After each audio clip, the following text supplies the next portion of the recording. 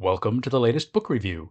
This week I cover a book that is over 20 years old now, but still relevant for the damning history it conveys and the lingering effects on the modern world. Historian John Cornwell's The Pope in Winter, The Dark Face of John Paul II's Papacy, looks at the many abuses of power and contradictions of this late pope. Three main points emerge from Cornwell's study of this papacy. First, John Paul's dominance of the Church and his autocratic centralization of power. Second, his responsibility for the AIDS crisis due to his stubborn opposition to condoms.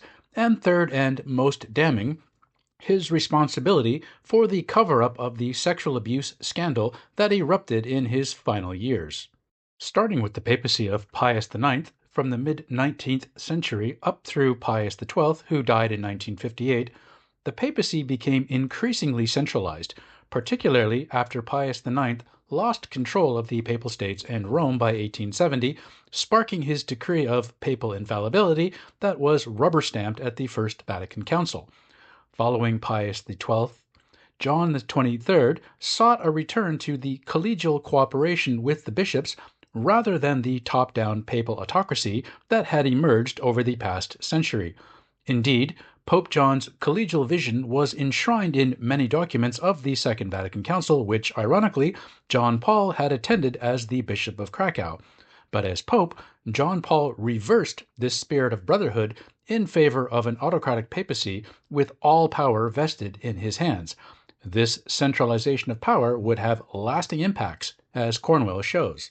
The second major element of Cornwell's study is the papacy's responsibility for worsening the AIDS crisis through the Church's opposition to condom use. Not only were Catholic agencies prevented from issuing condoms, receiving Catholic charitable aid was made conditional on the local parties not offering condoms. Further, Cornwell cites a specific instance of the papal nuncio to Uganda starting a media campaign urging the country's youth to ignore the government health and safety warnings regarding condom usage, blatant interference in a sovereign country's policies.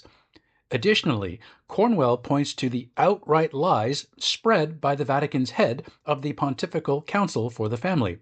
Cardinal Trujillo had falsely claimed that the AIDS virus was smaller than the pores in a condom, allowing the virus to pass through. But the research Trujillo claimed to be citing was openly refuted by the researchers themselves.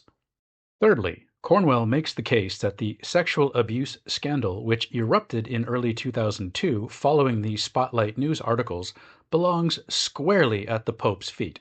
Reinforcing Cornwell's claim is Patrick Wall, a former fixer for the Church in sex abuse cases who now works as a legal investigator representing the victims.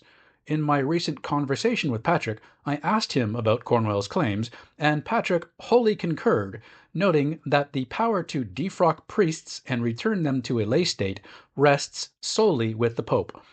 The bishops were making complaints to the Holy See and requesting that guys be involuntarily laicized and dismissed from the priesthood, but that John Paul II specifically was not allowing those laicizations to happen. Despite the colossal evidence of widespread sexual abuse and cover-ups, John Paul refused to defrock a single priest, with the notorious Mexican serial abuser Maciel as the most shocking example of papal inaction. Cornwell claims this was a factor of the papacy's centralization of power out of the bishop's hands into his own, as the bishops didn't think they had the power to act. However, Patrick notes that the bishops were constantly asking for something to be done about predatory clergy, only to be blocked by John Paul's refusal to act.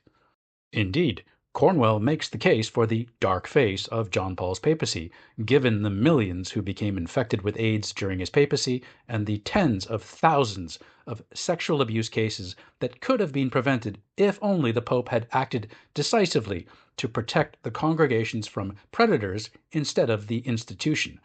Given the increasing centralization of papal power, resulting in the marginalization of bishops, the condom and sex abuse scandals, both Cornwell and the highly influential Swiss theologian Hans Kung make the same point. John Paul's attitude drove millions from the Church. Perhaps millions of Catholics leaving in protest is a good sign that secularism and basic human rights will continue to gain ground over religious zealotry. Thanks for watching. Please check out the other videos on my channel if history is your thing, and see you next time.